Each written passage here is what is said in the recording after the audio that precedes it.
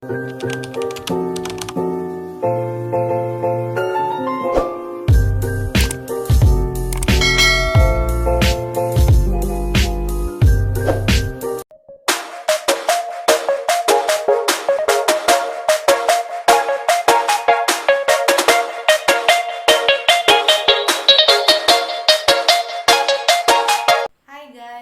lagi.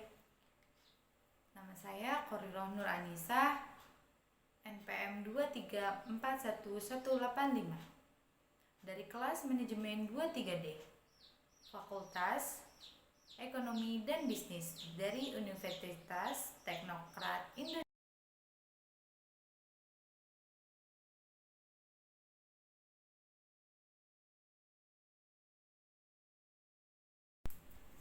Pengertian penyusunan kertas kerja perusahaan dagang setelah ayat jurnal penyesuaian yang diperlukan sudah kamu selesaikan dan dicatat, maka proses selanjutnya adalah menyusun kertas kerja. Kertas kerja atau neraca lajur worksheet adalah suatu kertas kerja berkolom-kolom atau berlajur-lajur yang direncanakan secara khusus untuk menghimpun semua data akuntansi yang dibutuhkan pada saat perusahaan akan menyusun laporan keuangan.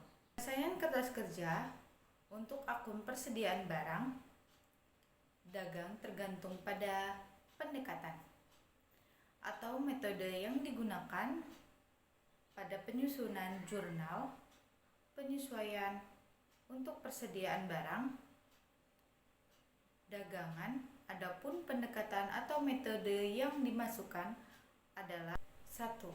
Akun ikhtisar laba atau rugi. Jumlah akun ikhtisar laba atau rugi pada kolom ayat penyesuaian harus dipindahkan ke kolom neraca.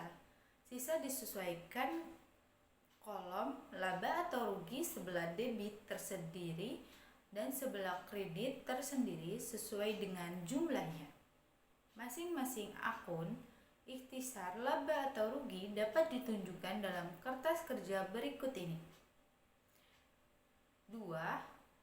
Harga pokok penjualan. Jumlah akun harga pokok penjualan sebelah debit dan kredit pada kolom ayat penyesuaian dicari selisihnya.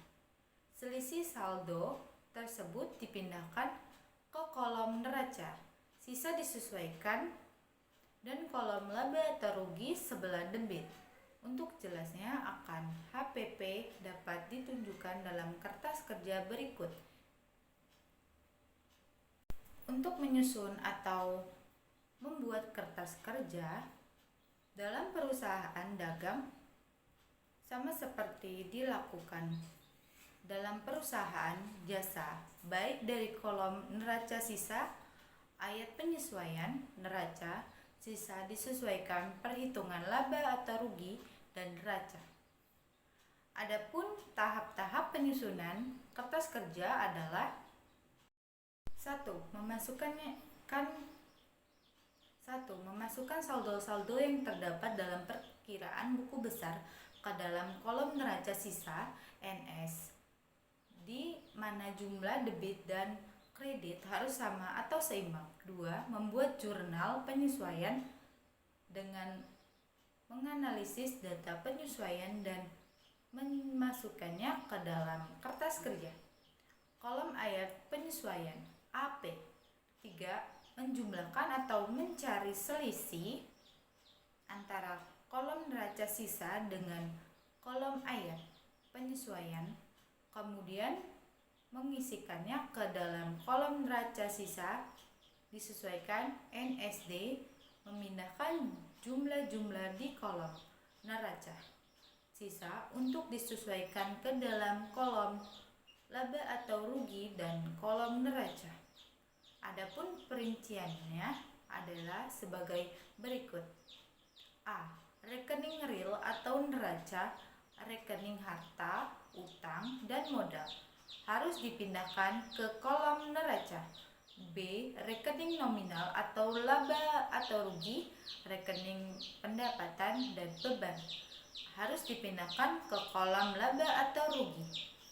5. Menjumlahkan kolom laba atau rugi dan kolom neraca. Jika kolom laba rugi lebih besar setelah kreditnya, berarti perusahaan memperoleh laba selanjutnya. Jumlah laba dipindahkan ke kolom neraca sebelah kredit. Sebaliknya, jika jumlah dalam kolom laba rugi lebih besar sebelah debitnya, berarti perusahaan menderita rugi dan jumlah rugi harus dipindahkan ke kolom neraca sebelah debit.